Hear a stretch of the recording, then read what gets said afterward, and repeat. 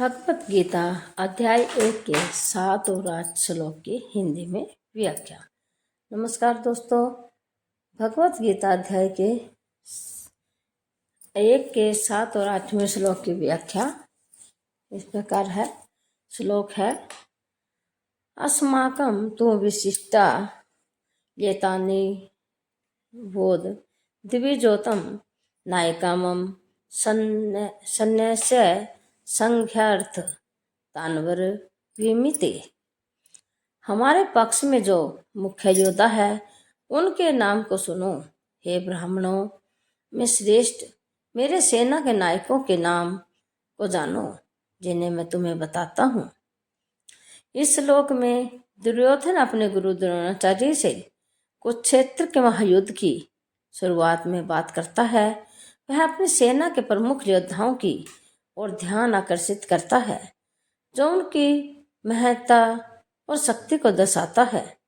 दुर्योधन द्रोणाचार्य को दिविजोतम कहकर संबोधित करता है, जिससे सम्मान व्यक्त होता है और कौरव सेना के महत्वपूर्ण नायकों की पहचान कराता है। यह श्लोक युद्ध में दुर्योधन की रणनीतिक दृष्टिकोण को दर्शाता है, जिससे वह अपनी सैन्य संरचना में महत्वपूर्ण स्थान रखने वाले योद्धाओं को प्रस्तुत करता है। श्लोक 8वां, भवानी भीषण चक्ष कर्णचक्ष कृपचक्ष सिमिति जय अश्वत्थामा विकर्णचक्ष सोमदत्तीय सतह स्थव च।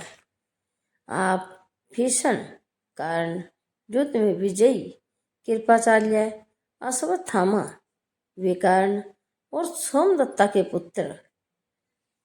इस श्लोक में दुर्योधन अपने गुरु द्रोणाचार्य के सामने अपनी सेना के महान योद्धाओं का परिचय जारी रखता है। वह उल्लेख करता है, भीष्म कौरवों और पांडवों के पितामह अपनी द्वितीय शक्ति और प्रतिबद्धता के लिए जाने जाते हैं। कर्ण एक महान धनुर्धर और योद्धा, दुर्योधन का घनिष्ठ मित्र, अपनी निष्ठा और कौशल के लिए प्रसिद्ध। कृपाचार्य राजगुरु और एक ऋषि योद्धा, जिन्होंने कई युद्ध लड़े। अश्वत्थामा द्रोणाचार्य के पुत्र, अपनी उग्र लड़ाई की कौशल के लिए जाने जाते हैं। विकर्ण कौरवों में से एक, अपनी धार्मिकता और वीरता के लिए विख्यात। सोमदत्त के पुत्र, एक और बहादुर और कुशल योद्धा। दुर्योधन इन प्रमुख नेताओं की सूची देखकर अपनी सेना में मौजूद शक्ति और वीरता पर जोर देता है। आगामी युद्ध में उनकी महत्वपूर्ण भूमिका को रेखांकित करता है। ऐसी ही धार्मिक और ज्ञान के लिए